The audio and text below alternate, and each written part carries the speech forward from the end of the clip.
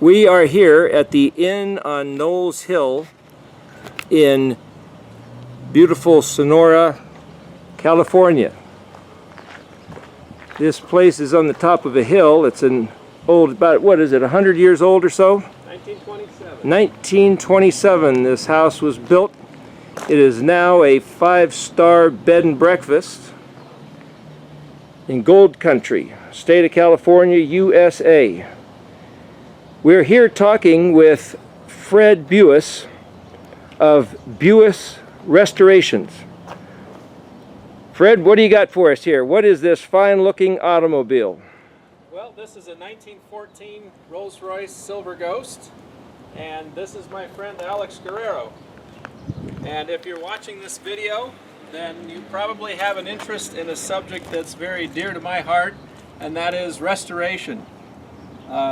Restoration of the kingdom is what's occurring right now, and that restoration involves the restoration of the word of Yahweh, the restoration of his name in his scriptures, the restoration of his festivals. And if you're interested in the festivals of Yahweh, one of the big questions is the timing of those. When do they occur? As you probably know, these words were written originally in Hebrew. And so in Exodus 12, we're told that the hodesh of the Aviv is the beginning of hodeshim. The idea is that this month of the Aviv is the beginning of months. And the timing of those festivals occurs according to the hodesh. The question in my mind is, what is hodesh? This word is defined in the etymological dictionary, and I'll pull out Ernest Klein's comprehensive etymological dictionary of the Hebrew language. And chet, dalet, shin. What page number is that? That is page 209. Okay. And the definition is renewed, renovated, restored, reactivated, renewed. So the question is, what is the renewal that he's talking about? We've been taught by Rabbinic Judaism that this renewal is the appearance of the sliver of the moon in its cycle, and that this indicates the beginning of the month. But as I've thought more and more about this from the perspective of a restorer, I've come to wonder if that's really accurate. So I'd like to discuss with you a little bit the idea of restoration. Restoration involves a return back to a previous state. In the case of this car, this Rolls-Royce was built in 1914. Its designer was Henry Royce, and he really set out to build the best car that he could possibly create. In 1914, this car was capable of over 90 miles an hour. 90 miles an hour, 1914. It was geared very high and has a very light body, and it really was one of the finest, fastest cars of its time. And as you can see, it was very beautiful. There was a tremendous amount of detail in every part of this car. It took 6 months to create a car like this in those days. Over 2 months was spent just building the chassis at the factory, and then another month or so was involved in building the body, and then the paint process with varnishes, which cured very slowly, took another month or two. So it was a long process to build a car like this. And again, they were trying to achieve perfection. So if we're talking about this car, what you're seeing in front of you is the creator's intent for this car. This is what it was intended to be. Now, if you look at the scriptures regarding the moon, which goes through this monthly cycle, Yahuah told us in Bereshit chapter 1 that he created 2 great lights. On the 4th day, Elohim said, "Let there be lights in the firmament of the heaven to divide the day from the night. Let them be for signs or for seasons." That word is moedim, where we get the idea of the festivals, for days and for years. And he made two great lights, the greater light to rule the day, and the lesser light to rule the night, and the stars also.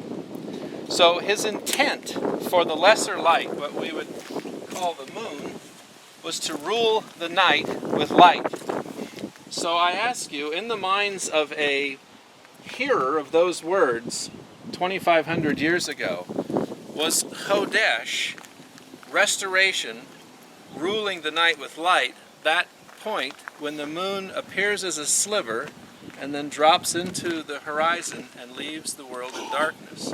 Or did he intend for the moon to rule the night with light? It only rules the night with light all night long when it appears full in the east and is up all night long and sets in the morning in the west. And I've hiked all over the Sierras, backpacked, and many times under the light of a full moon. And truly, when the moon is full, it rules the night with light. We can see where we're going at night. We've followed trails all over the mountains in the darkness, and yet the moon provides a light. So if that was Yahweh's original intent, if that was his purpose for the moon, then what is restoration? Is it not restoration back to that state? Here in front of us is an automobile from about the same year. This is a 1913, and this is what you might call the beginning of a restoration, a sliver, if you will. This is a car that's literally been dug up out of the ground, and this is the very first stage of restoration. And this is certainly a moment of celebration. Something of value here has been found, something of historical significance. But to get from this stage to that stage is going to take thousands of hours of hard work. So the question I would ask, is this the stage that we would celebrate as the moment of hodesh, the moment of restoration, the moment when the Creator's intent has been restored? Or is it here, after the effort of restoration has been accomplished, and the car performs and looks and behaves in every way the way it did when its Creator envisioned it? I have some photographs here to illustrate the process of hodesh.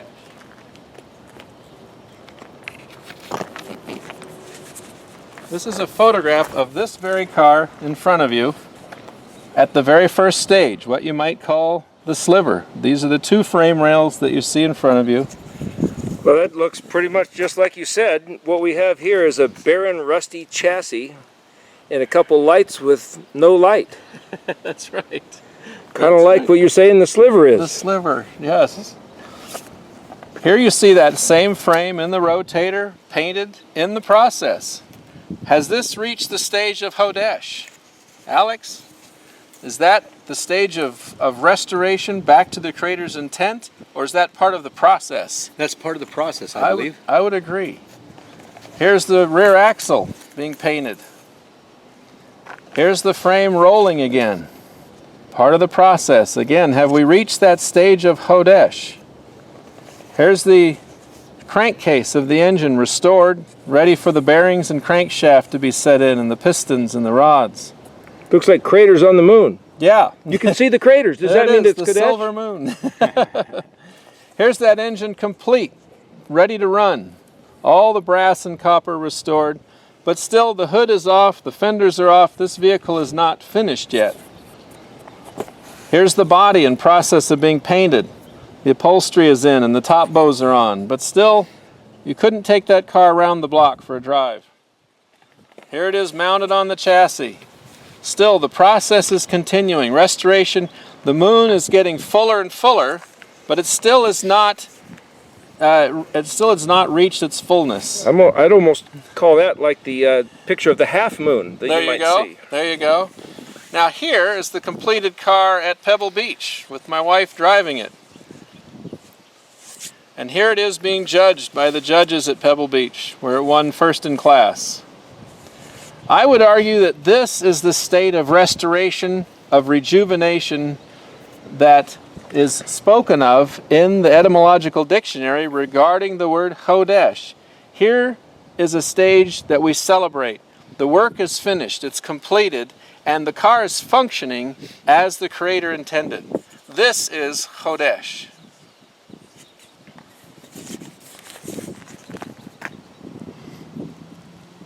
I'll show you just a couple other examples.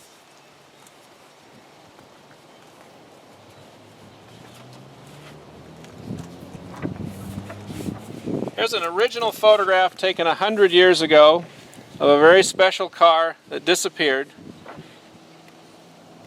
It literally disappeared into the darkness.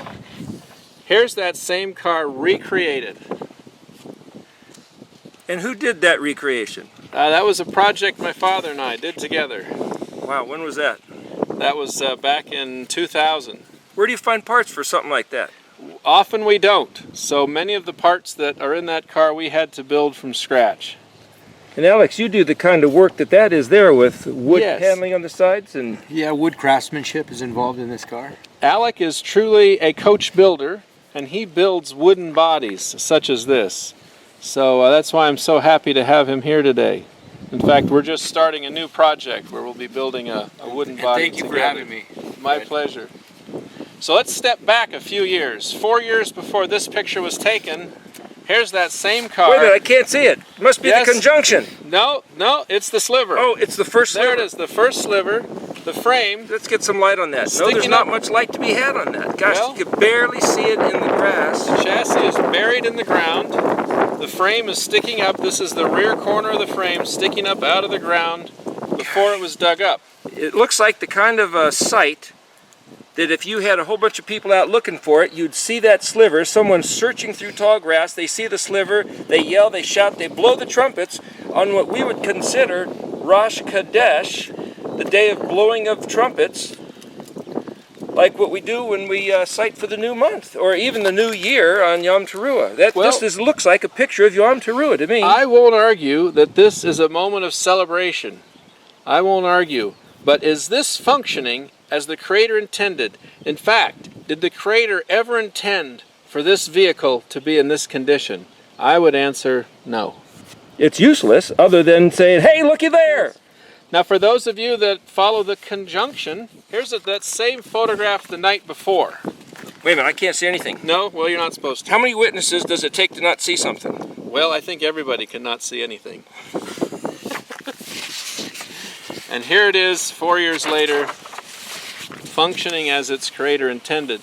I argue this is the moment to celebrate. This is the moment to blow the trumpets. This is the moment to say, restoration has occurred. It is finished. You know, I remember hearing a tale that someone referred to this as the most beautiful car in the world when it was at its unveiling at Pebble Beach that year. Yes, in fact, there was a magazine article that was entitled, The Most Beautiful Car in the World. Good job, Fred. So, I want to ask Alex a couple of quick questions. Alex? Yes, Fred? Which of these two is hodesh? I believe a finished product like this would be. Okay. No, wait a minute, Alex. Do you know the rabbinical order about when to call something Kadesh, or do you know the doctrines of the church, or those that are trying to figure out the calendar? Do you know anything about that? Not necessarily the exact facts, but I do know that the time to celebrate is here. That seems obvious. That's just logical, isn't it? I would assume. This here is a, what would you call that? A hulk of a rusted piece of... Hulk of a Rolls-Royce found in the desert in Australia. A P2, isn't it? No, that's a Silver Ghost, actually. I've used it for an example. This is a Phantom 2. That's a Phantom 2? Yes. This is a car I restored on the right. They look pretty similar, but what do I know? I can only tell the difference when they're finished. Can I say the one on the left looks like sad tears? Yes. The one on the right looks like tears of joy. Tears of joy, I'd agree. Good point. I'd agree. All right. Here's another one real quickly. just to keep it interesting, I'll switch sides. This, underneath that wagon, is a Rolls-Royce chassis. In fact, it's in very similar condition to the condition that this blue car was in. Which of those is hodesh? It would be the one on the left. I would agree. Looks like a sliver. Looks like a full moon. What are you saying by this? Bring it home. We'll just do a couple more here real quick. Okay. Hodesh. Hodesh. Yes. Hodesh. Very much so. Another Rolls-Royce chassis. Hodesh. Where? Where is it? It's right there. There's Gosh, I the can't frame of hardly a see it. silver ghost. I think as someone said here that to do it, it's there for a moment and then gone. And then it's you know, gone. it's like how I mean, you only see the sliver of the moon for Hodesh. what, about 10 minutes? Which of those two moons is Hodesh? Below the full moon, I The would one that believe. is functioning the way the Creator intended, ruling the night with light. And that your point would be, My point would be that once again we've misunderstood the meaning of these very important words, and they bear reconsideration. We could all benefit by going back to these words, studying them again, thinking of them from the perspective of those who wrote them and those who received them, and trying to understand them, and then to walk in those words with the greatest knowledge and understanding that we have. now wait a minute. In order to walk in those words, what you're actually saying is that the month starts, Rosh Chodesh, at the full moon, not the sliver. So that means that the celebration of the festivals, the Moedim, is 2 weeks offset, either earlier or later than the traditional or typical way that everybody else is keeping those festivals as per the traditions of the Jews, right? That's true. Well, let's just look at the word Rosh Chodesh, head of the month. Head of the month. The fullness, the face. But that means you won't be partying with everybody else and you'll have to do it all alone. Well, how many times have we understood something in Scripture and begun to walk in it and realized that those that were fellowshipping with us are not following behind? Does that mean we go back, or do we continue to set an example, walking in the knowledge and understanding that we have, and trying to teach and explain it to those who don't understand it or who don't see it the way we do? Now, you know, just to complicate matters a little bit, this fine inn has got almost 120 5-star ratings on TripAdvisor. That's like never missing a swing. But just recently, it got a degraded remark because something was going on here. You're not keeping the festivals alone, are you, Fred? Tell them what happened. How many people were here celebrating the Moedim of Yahuah, the creator of the heavens and the earth, as he instructed? On some days of Sukkot, we had 41 people. So, 41 people celebrating together. in a small town in the Sierras, fairly unknown to the rest of the Hebraic roots or Messianic community. So apparently this idea has enough validity to at least encourage others to understand it, to study it, and to hear what we're saying. So there's nothing alone about it. It's just really that isn't. some choose to see and regard and fellowship even if they don't understand or agree, but there's a fellowship in keeping Yahweh's ways, and even if it might cost you something in the esteem of others, I think honoring Him with all your heart and all your soul, He will give more regard and more reward than even somebody's comment on TripAdvisor. That's what I think. Absolutely, absolutely. We must follow Yahweh whatever the cost. If we want to be His bride, if we want to reflect the light of the Messiah with all of our fullness, with all that we are, then it really doesn't matter what anyone else thinks or says. It doesn't matter what anyone else has taught. It really doesn't matter what historians tell us, because all of these can be wrong. We need to hear these words and walk in them to the very best of our knowledge, and Yahweh will bless. And if we continue to ask Him to write His Torah on our hearts, then I believe He will guide us into all truth. And it is only in all truth that we will truly have unity. Well, you know, just an interesting thing is a play on words. A very important word in the Torah is derek, which is the way, the journey. It's the trip. And the Torah itself, how you walk it out, is taking leading and guidance, how you halakha on the derek. Yes. So the Torah is actually Yahweh's trip advisor. And when he says, keep these moedim, I think he would give you accolades of favor, even at the expense of man's misunderstanding and saying, well, gee, it's not so nice as we expected because there's people in tents, in sukkahs here. Well, as you say, we have to count the costs and take the best trip advice. And in a flying automobile like this, I'll tell you, there's nothing like riding in one of these open-air carriages around Sonora, Calaveras County, isn't it? Tuolumne in Calaveras County, yes. Boy, and to hop in one of these vehicles with Fred, here in the background, maybe you could throw in this real quick just to say what's going on. Sure. This is a fire truck. What year is this? This is a 1920 Rolls-Royce Silver Ghost, completely unrestored. So again, I would ask you, Is this Chodesh? this What do you Chodesh? think there, Alex? Would you look at this car with people riding in it and saying this is an example of a Chodesh? Is this Rosh Chodesh? No, it's not finished and complete as far as restoration goes. What would you have to do to this? How much time or money do you think it would take? I'm just saying. You'd have to put a lot of effort into this to bring it up to... I would say, don't let just like in religion, don't let in restoration, don't let non-believers redirect you, slow you down, or stop you. You keep going. That's the only way it's going to get restored, right? What about this one behind it? this is a 1931 Model AA stake bed truck. Another future restoration. Well, it looks like you got your hands full. Well, Do you take on people's projects? we do. We restore... Hey, look, another sliver. Another sliver, a 1913 Buick. Again, we would ask, is this Chodesh? That says B-U-I-C-K. Buick. The I-C-K is gone, but that'll tell us it's Buick. But we can restore it. Oh, yeah. Behind it is a 1918 GMC. Well, no matter how dark that moon is, we know it's coming back full. That's right. You know, the whole reason for studying the Torah, what I keep seeing, is that Yahuah says, Israel, I gave you the best treasure in the world.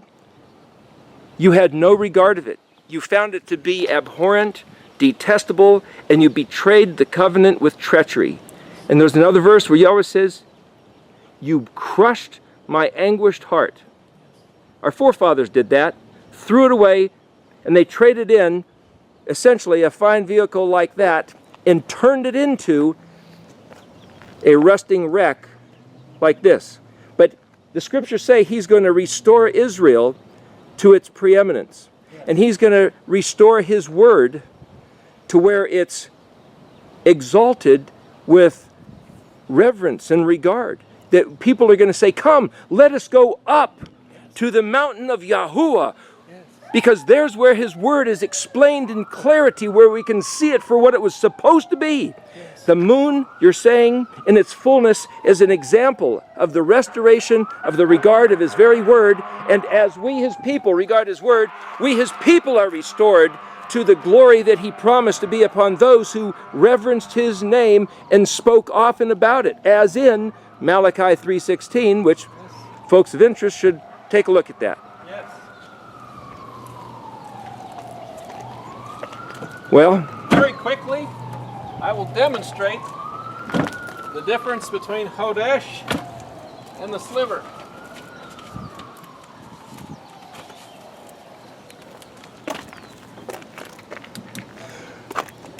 where do you put the key? It's a combination. Whoa, here you go, here you go. A crank handle in front. Alex, let's go for a ride.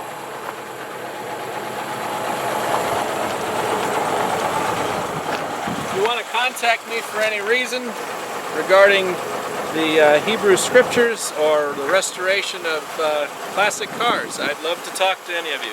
Thank you. Thank you, Fred. Thanks, Alex. Thank you.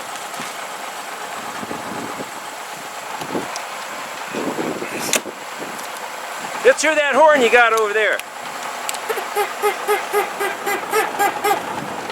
Celebration. Shalom. Celebration.